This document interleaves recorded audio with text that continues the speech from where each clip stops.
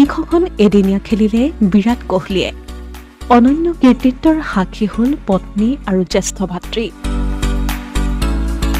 আন্তঃৰাষ্ট্ৰীয় ক্ৰিকেটত আন এক কৰ্তৃত্বৰ অধিকাৰী হ'ল বিৰাট কোহলী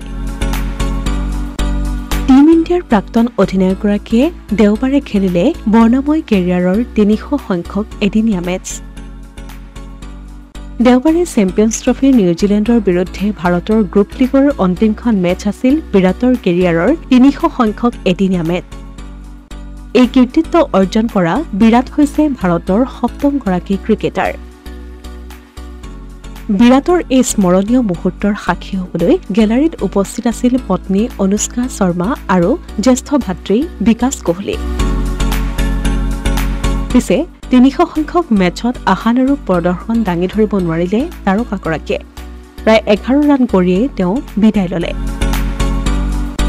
300খন এদিনীয়া মেচত বিৰাটে গড় 58.01 মুঠ 14,093 ৰান কৰিছে য'ত আছে 51টা শতক আৰু 73টা অৰ্ধশতক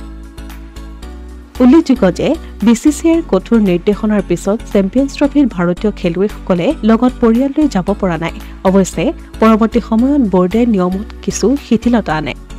সেই অনুসৰি এখন মেচত পৰিয়াল উপস্থিত থাকিব পাৰিব খেলুৱৈসকলৰ পাকিস্তানৰ বিৰুদ্ধে মেচখনত ৰোহিত শৰ্মাৰ পত্নী আৰু কন্যাক গেলাৰীত দেখিবলৈ পোৱা গৈছিল